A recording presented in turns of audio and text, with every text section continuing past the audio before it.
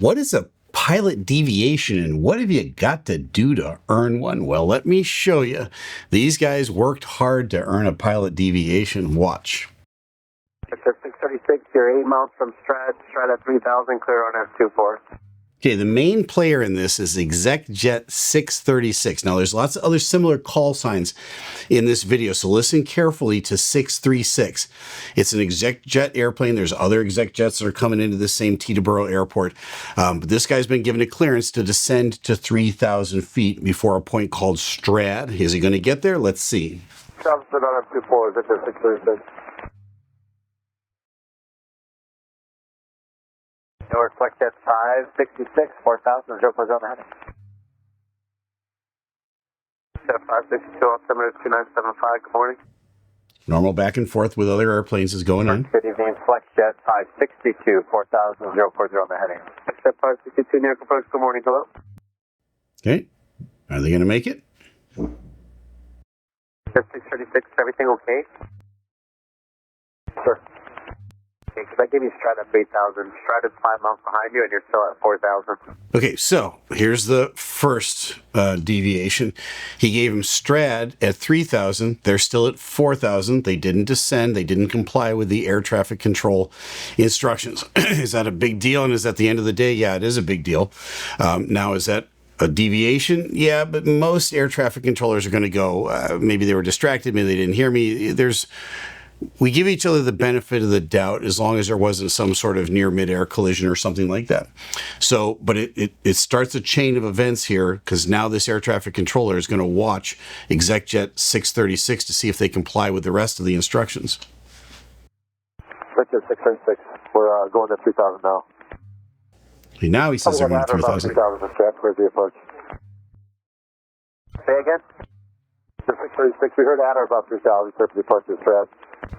Okay, so ExecJet now says, well, what we heard was at or above 3,000, which could have been a clearance. So you get clearances that are at or above, which means you can stay at a higher altitude. It's your discretion whether you want to come down or not.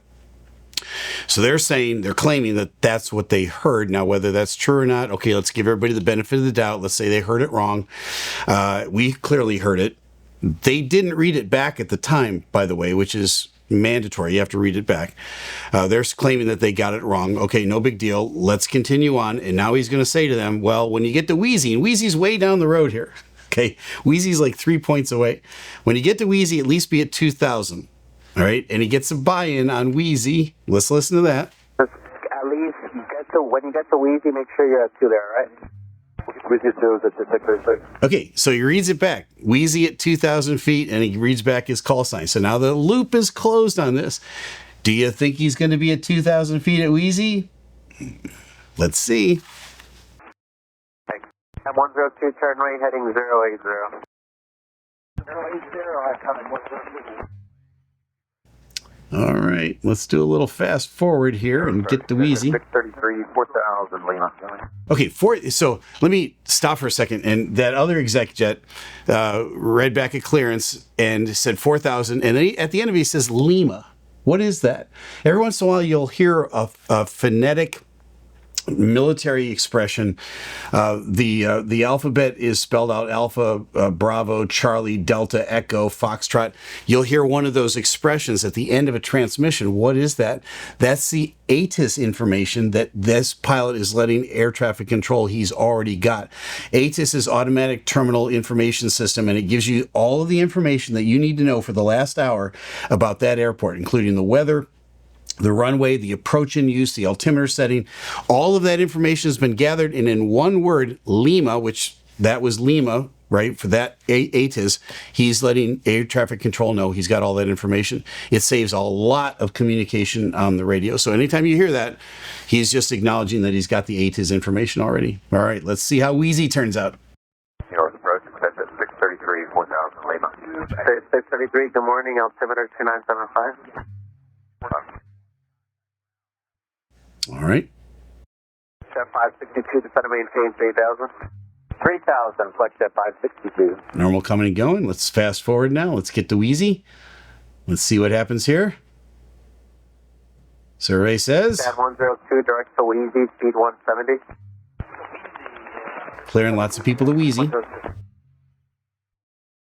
Here comes ExecJet 636.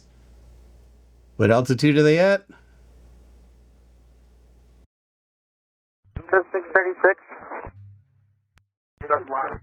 So I thought we agreed that you were going to cross Wheezy at 2, so this is the second clearance that you're not abiding. Oh, he's not at 2,000 feet. He's still at 3,000 feet. He acknowledged it way back when. They've had all this time to prepare to get down to 2,000 feet.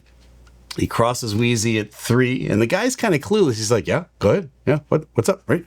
You know, all right, here we go. Let's see how he does for the rest of the approach, because there's more to come. 636, Roger. No, Roger isn't the answer. I want to know why you're not complying with the clearances that I'm giving you. Okay, he says Roger is not the answer here. You got to give a better explanation for why you're not complying with my instructions, because they're mandatory. Now, the expression Roger, you hear that all the time in aviation. Where did it come from? What does it mean? All right. And I wrote it down here to get it right. It means received, order given, expect results. It stands for Roger. It's been around since the early 1940s. Pilots just abbreviate, yeah, I'll comply with your instructions. They accept a clearance, and they just simply say Roger. Most clearances you have to read back, but every once in a while there's something that they want you just to acknowledge, and a simple Roger will suffice. This is not the case here. This guy is rogering him, but he's got to really read back, because he needs to close the loop on the contract, and he's not complying.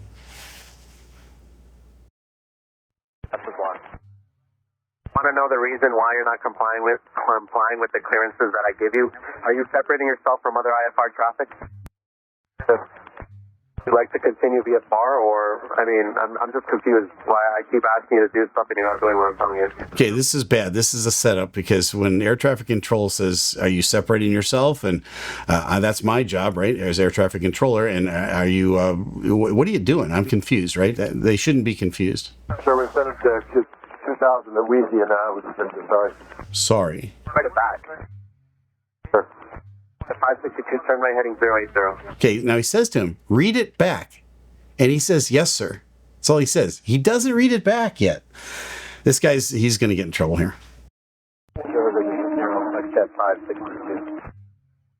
There's more to come. Watch this. One aircraft.